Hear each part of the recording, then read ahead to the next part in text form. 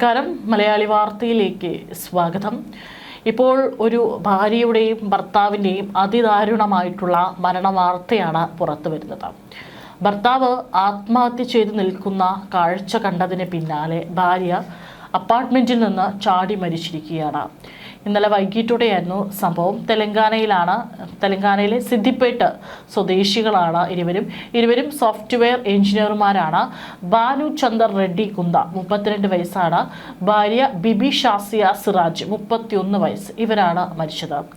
പ്രമുഖ IT കമ്പനിയായ IBMലാണ് ബിബി ജോലി ചെയ്തിരുന്നത്.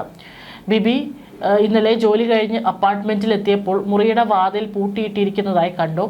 ആവർത്തിച്ച് വാതിൽ മുട്ടിയിട്ടും ഭർത്താവിൻ്റെ പ്രതികരണമൊന്നുമില്ലാതെ വന്നതോടെ ഭാര്യയായിട്ടുള്ള ബിബി ഇക്കാര്യം അയൽക്കാരെയും പോലീസിനെയും അറിയിച്ചു.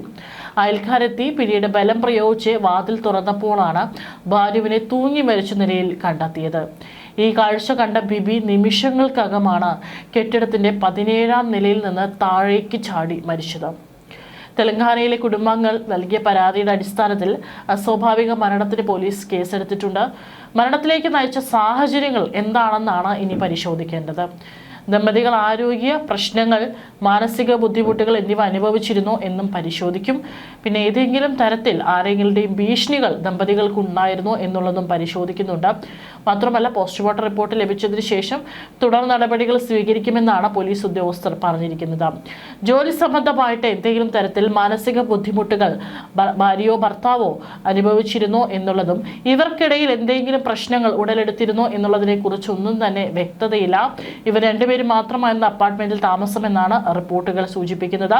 ഇനി മറ്റുള്ള ബന്ധുക്കളുടെ കൂടി മൊഴികൾ രേഖപ്പെടുത്തിയതിനു ശേഷമായിരിക്കും മരണത്തിലേക്ക് നയിക്കാൻ മാത്രം എന്തെങ്കിലും കാരണങ്ങൾ ഇവർക്കിടയിൽ ഉണ്ടായിരുന്നോ എന്നുള്ളതിൽ വ്യക്തത വരികയുള്ളൂ.